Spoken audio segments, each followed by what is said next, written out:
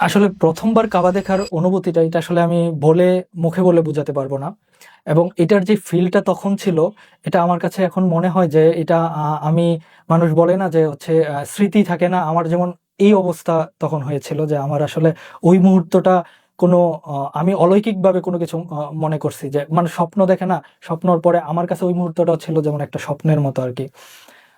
আমরা যখন হচ্ছে এই মসজিদুল হারামে ঢুকি, আপনার উমরার জন্য হচ্ছে 79 নাম্বার গেট দিয়ে ঢুকতে হয়।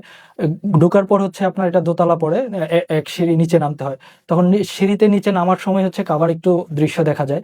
আমার যখন কাবার দৃশ্যটা আমার চোখে পড়ে, তখন আহ এটা আমি আসলে কিভাবে বলবো যে আপনার ফুল শরীর আমার হচ্ছে একদম ঠান্ডা বরফ হয়ে যাওয়ার মতো অবস্থা, এবং শরীরের লোমগুলা আপনার হচ্ছে একদম দাঁড়ায় গেছে। কিন্তু আপনার বাইরের দৃশ্য ছিল প্রচুর রোদ, প্রচুর রোদ এবং হচ্ছে গরম ছিল, বাট আমি একদম মানে ঠান্ডা একটা মানে দেহ হয়ে গেছে আমার।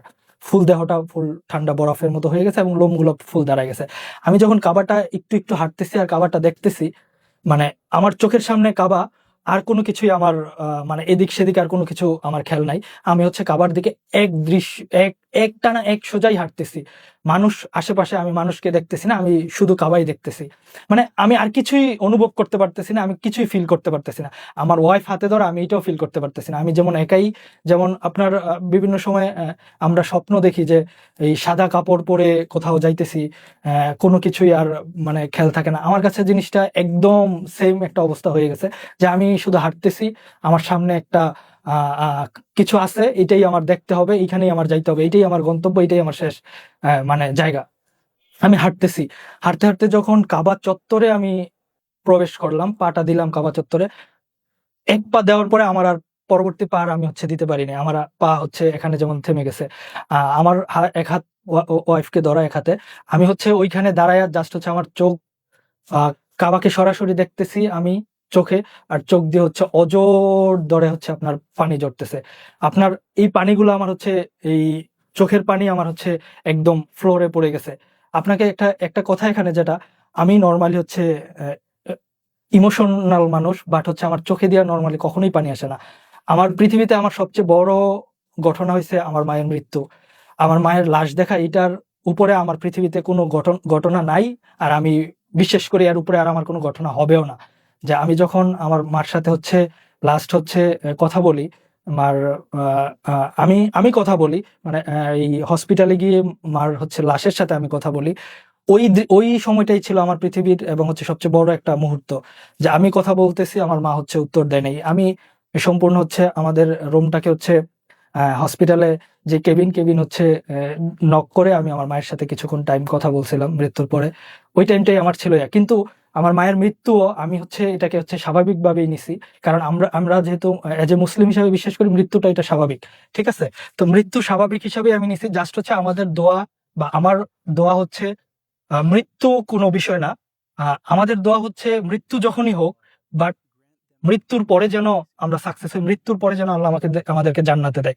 এইটাই হয়েছে আমার দোয়া। এবং আমি আমার মাকে জাস্ট এই কথাটাই বলছি, মা এখন তুমি আমার কথার উত্তর দিতেছো না, এ নিয়ে আমার কোনো আফসোস নাই। আমি আল্লাহকেও বলি না যে কারণ আমি তখন হচ্ছে আপনার আমার মায়ের হচ্ছে আপনার বলে যে মার কাছ থেকে টাকা নিয়ে চলাফেরা, এই জিনিসটা আমি তখনও হচ্ছে করি। আমার মাই আমাকে হচ্ছে টাকা দিয়ে, টাকা মাসে মাসে টাকা নেই, টাকা দিয়ে চলি। তারপর আমার এই ফিল গুলো আসে নাই যে আমার মা মারা গেছে, আমাকে টাকা দিবে কে, আমি কিভাবে চলবো, আমার বাবা নাই, এসব জিনিস আসে নাই। আমার জিনিস আসছে যে আহ আল্লাহ তোমাকে পাঠাইছে, আল্লাহ আমাকে পাঠাইছে, আল্লাহর এখন ইচ্ছা হয়েছে তোমাকে নিয়ে যাচ্ছে, আমাকেও যখন ইচ্ছা হবে নিয়ে যাবে, তখন যেন তোমার সাথে আমাকে এক করে যায় জান্নাতে। জাস্ট এই কথাটাই আমি লাস্ট কথা বলা, বলার পর হচ্ছে বের হয়ে যাওয়া। কারণ ওই মুহূর্তটায় আমার চোখ দিয়ে পানি আসে নাই, আমি হচ্ছে ইয়ে করছি। কিন্তু আমি কাবা দেখার পর যখন চোখ দিয়ে আপনার অজর ভাবে পানি আসতেছে, আমি আসলে তখন কোনো কিছুতেই ছিলাম না। আমি বলতে পারি না যে কাবার চারপাশের দৃশ্য কি, কি হচ্ছে, মানুষজন তাওয়াফ করতেছে, আমি কিছুই দেখতেছি না।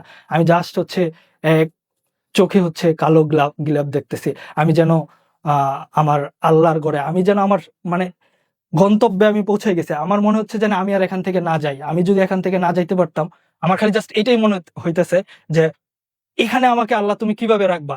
মানে মানুষজন বলে যে প্রথম কাবা দেখার দোয়া, আমার দোয়া বলবো কিনা কি বলবো আমি জানি না, আমার ফিলটা ওইখানে ঢুকার পর যে আল্লাহ আমাকে তুমি এখানেই শেষ করে দাও, এখান থেকে তুমি আমাকে আর হচ্ছে আর এই ইয়া থেকে আর বের করো না, এই বাহিরের আর ইয়াতে নিও না, এটাই আমার জন্য শেষ হয়ে যাক।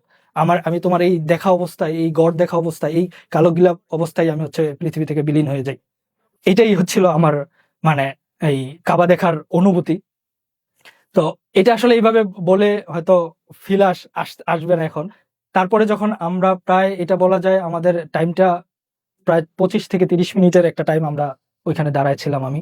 তারপরে আমার ফিল আসলো যে হচ্ছে আপনার আমাদের তো তাওয়াফ করতে হবে। তো তাওয়াফ করার জন্য আমরা যখন তাওয়াফের প্ল্যান করলাম তখন প্রচুর মানুষ হয়ে গেল। তো মানুষ হয়ে গেল, আমরা চিন্তা করলাম যে আর হচ্ছে আমরা তাওয়াফটা জাস্ট করব, পাশ দিয়ে আমরা হচ্ছে কাবা ধরা বা হচ্ছে হাজরে আসওয়াতের কাছে যাওয়া, এটা আসলে মনে হয় না পসিবল হবে, কারণ এত পরিমাণ মানুষ হয়েছে। আমরা আর মেন্টালি ভাবে ওই ওই চিন্তাটা করিনি।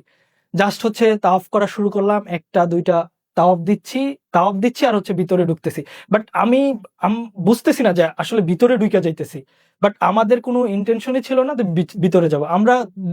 দিতেছি একটু একটু করে, সামনে জায়গা খালি হইতেছে, ভিতরে যাচ্ছি, হাঁটতেছি, একটু সামনে খালি জায়গা হচ্ছে, ভিতরে যাচ্ছি।